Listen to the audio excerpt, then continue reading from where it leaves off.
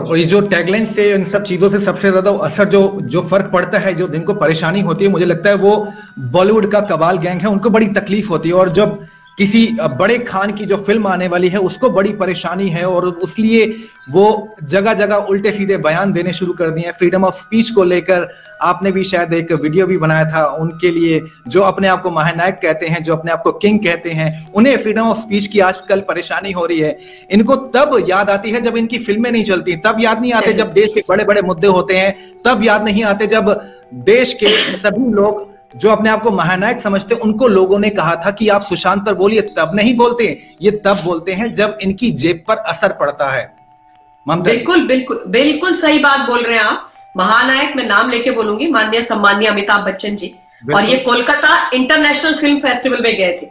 अब जैसे नाम सजेस्ट करता है कोलकाता इंटरनेशनल फिल्म फेस्टिवल, इसका मतलब कि विदेशों से भी देश आए हुए थे पार्टिसिपेशन के लिए। वहां पर खड़े होकर के बच्चन साहब पॉलिटिकल स्टेटमेंट दे रहे हैं इन द नेम ऑफ क्या कहते हैं, सीबीएफसी 1952 का सिनेमेटोग्राफी एक्ट के नाम पर।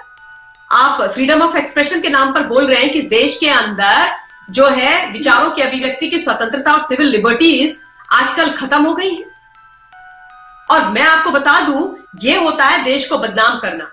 और मुझे उस दिन जो है ना, अमिताभ बच्चन जी एकदम राजनीतिक के अमिताभ बच्चन लगे थे, कांग्रेस पार्टी के एमपी अमिताभ बच्चन, और मुझे वो पूरी टूल किट वाला भाषण लगा था। मैंने उस दिन डिबेट्स में भी बोला था और मैं आज भी बोल रही हूं कि वो टूल किट वाला भाषण था।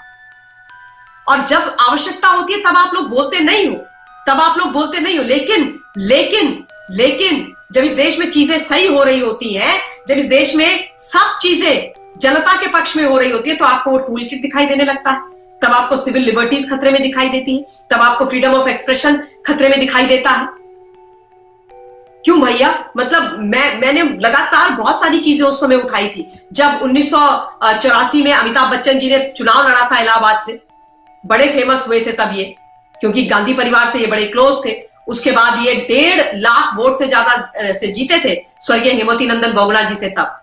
और उसके बाद बोफोर्स तोप में इनका नाम आया था, बोफोर्स घोटाला, जो 400 तोपें खरीदी गई थी, जो आज तक हॉन्ट करता है स्वर्गीय श्री राजीव गांधी जी को। और उसके बाद ये बड़े नाराज होकर इन्होंने रिजाइन दे दिया था। हालांकि यूके में कोर्ट में ये लड़के आए केस और जीते, लेकिन तब इन्होंने नहीं बोला कि सिविल लिबर्टीज खराब हो रही है।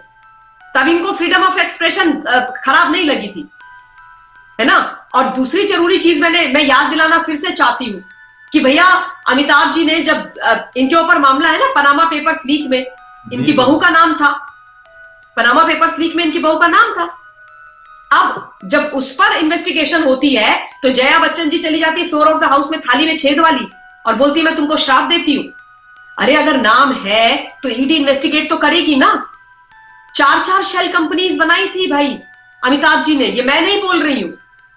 4 शेल कंपनीज का मामला है, और उसमें डायरेक्टर एक में 2005 में ऐश्वर्या राय को तब बना दिया था जब इनकी बहू नहीं थी। वो एक में अभिषेक को बनाया था, 2008 में उसको बंद कर दिया गया था।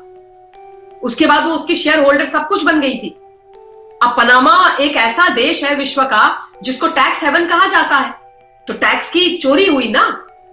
जब पनामा पेपर लीक हुए थे 3 अप्रैल 2016 को, इफ आई एम करेक्ट, मुझे डेट सही याद है, तो तब जर्मनी के एक न्यूज़पेपर में छपा, हाहाकार मच गया, 500 लोगों का नाम, उसमें बच्चन परिवार नंबर 1। तो अब इन विषयों पर बात अगर की जाती है, इन्वेस्टिगेशन किया जाता है, तो सिविल लिबर्टीज खतरे में आ जाती है, तालियां, फ्रीडम ऑफ एक्सप्रेशन खतरे में आ जाती है। तब कहां थे अमिताभ बच्चन जी जब सुशांत के लिए बोलना था? तब कहां थे जब पालघर के संत महाराजाओं के लिए बोलना था? तब कहां थे जब अर्नब गोस्वामी के लिए बोलना था? तब कहां थे जब वो रेहाना और मियां खलीफा और पता नहीं कौन कौन इस देश के लिए टूल किट बनाकर इस देश को तोड़ने की कोशिश कर रहे थे? तब कहां थे महानायक साहब? मैं तो बड़े सम्मान से पूछ रही हूं। तब तक थाली में छेद होता है, न सिविल लिबर्टीज खराब होती हैं, कुछ नहीं होता। मैं कहती हूं कि अगर राजनीति करनी है तो फिर फ्रंट फुट पे खेलिए ना। फिर ये सीबीएफसी के पीछे छुप के, सिविल लिबर्टीज के पीछे छुप के, फ्रीडम ऑफ एक्सप्रेशन के पीछे छुप के, कोलकाता फिल्म फेस्टिवल के पीछे छुप के, उसके पीछे छुप के बात मत कीजिए। सीधी सच्ची और साफ बात है कपिल, क्यों इस देश में ऐसा कर रहे, ये चिंता का विषय। इन्हीं के मुंबई में ये तमाम चीजें हुई थी। None of us saw Amitabh ji talking about any matter? Why अचानक से ये पॉलिटिकल स्टेटमेंट क्यों? और बाय द वे, हाँ, कोलकाता में मेरी नाम राशि ममता बनर्जी के बगल में बैठ के सोचिए, जहां पे सबसे ज्यादा फासिस्ट गवर्नमेंट चलाई जाती है टीएमसी के द्वारा, जहां पर सबसे ज्यादा विचारों की अभिव्यक्ति की स्वतंत्रता को मारा जाता है, जहां पर कई पिक्चर्स आने से पहले रोक दी जाती है, जहां पर एक कैरिकेचर के नाम पे जेल में डाल दिया जाता है, कोर्ट के कहने पर भी नहीं छोड़ा जाता है।